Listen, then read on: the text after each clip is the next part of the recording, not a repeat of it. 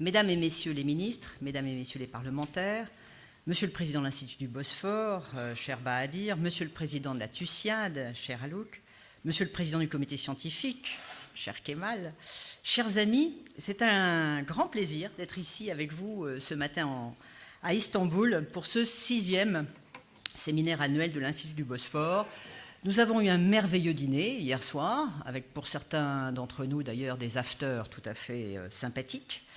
Mais nous avons eu aussi, parce que nous avons commencé par travailler, une séance tout à fait passionnante avec les entreprises sur la situation économique de la Turquie, la situation économique de la France, nos points communs, nos points au contraire qui nous différencient profondément, nos problèmes, dont certains là aussi sont communs, et puis ces nouvelles menaces qui sont arrivées, ces nouvelles réalités géopolitiques, les sanctions contre la Russie et ses conséquences dans tout le commerce européen.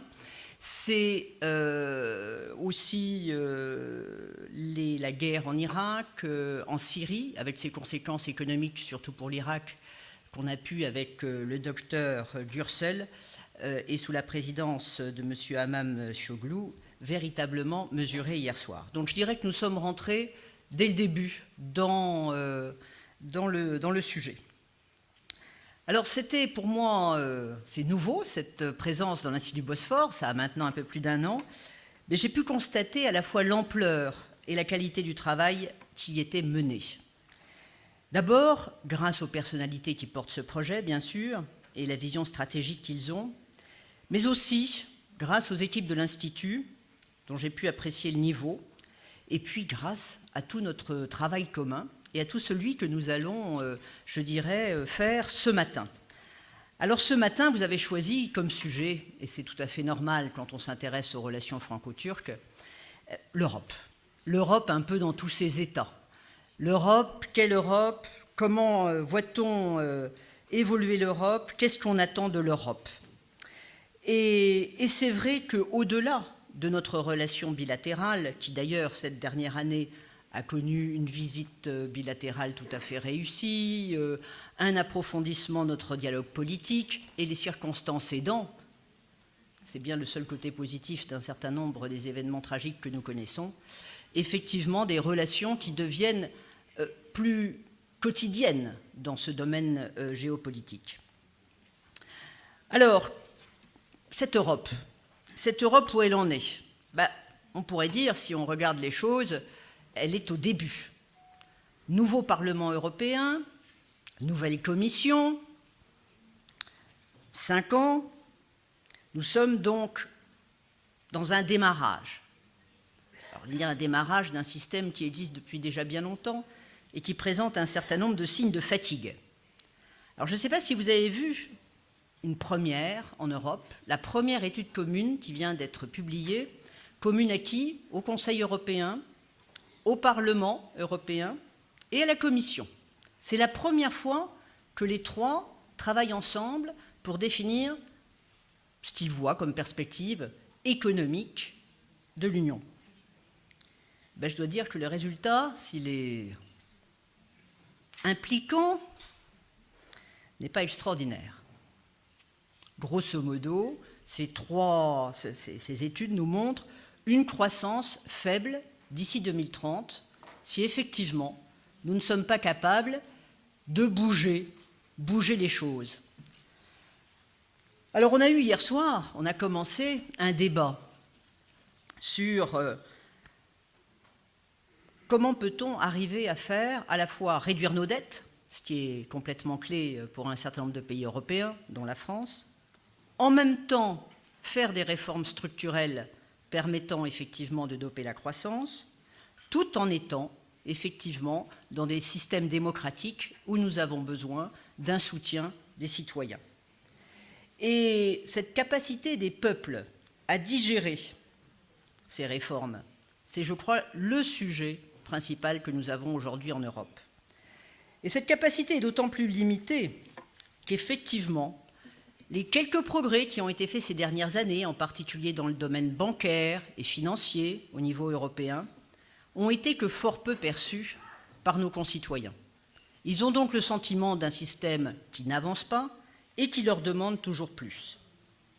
Donc je pense que la première chose, elle est indispensable, c'est de reconstruire un agenda européen visible et crédible pour les Européens eux-mêmes.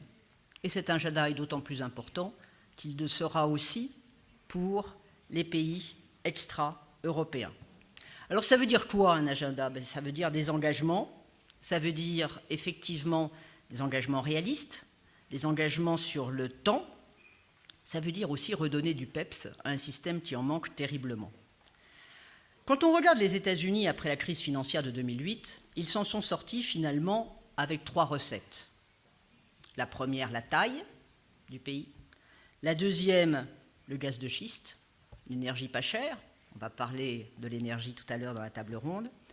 Et enfin, par l'innovation. Est-ce que l'Europe est capable? La taille, oui, elle l'a. C'est effectivement la première puissance économique mondiale. L'énergie, elle en a pas mal. Mais peut-être faudrait-il là aussi une politique énergétique européenne. On en parlera tout à l'heure. Et enfin, l'innovation. Oui, nous avons des innovateurs. Les aide-t-on à innover? Leur donne-t-on l'écosystème pour innover? Certainement pas. Et je crois que c'est un des sujets majeurs sur lesquels nous devrions nous pencher.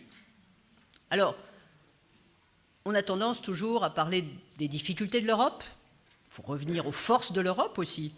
La paix, construite ensemble, et dont on voit que c'est un sujet pas si évident que ça, dans beaucoup de parties du monde. Les valeurs démocratiques, ce qui est très fort pour les sociétés. Et j'y reviens, une puissance économique. Mais nos citoyens ne voient que chômage, croissance faible, démographie faible, difficulté à trouver donc la voie entre l'austérité et le dynamisme, et une insatisfaction collective et le sentiment d'un certain déclin. Donc nous sommes, je crois, effectivement en ce moment au milieu du gué dans ce domaine, et je crois que la discussion avec la Turquie est pour nous, Européens, une façon aussi de regarder comment peut-on, doit-on réimaginer la suite de l'Europe. Alors nous allons avoir 3 tables rondes. Quelle gouvernance économique pour quelle Europe politique? On est véritablement au centre du sujet. Nous allons également discuter ensemble de la Turquie et l'Union européenne, histoire croisée, avenir commun. Là aussi, nous sommes au centre du sujet. Énergie, source de conflit ou source d'espoir. Je crois qu'elles sont, hélas, elle est à la fois l'un et à la fois l'autre. Avant cet après-midi, de regarder les enjeux stratégiques et de la coopération internationale entre la Turquie et l'Europe. Donc, je dois vous dire que moi, je suis toujours très heureuse de venir aux réunions du comité scientifique de l'Institut du Bosphore, parce qu'on en ressort infiniment plus riche que quand on en est rentré. Merci beaucoup.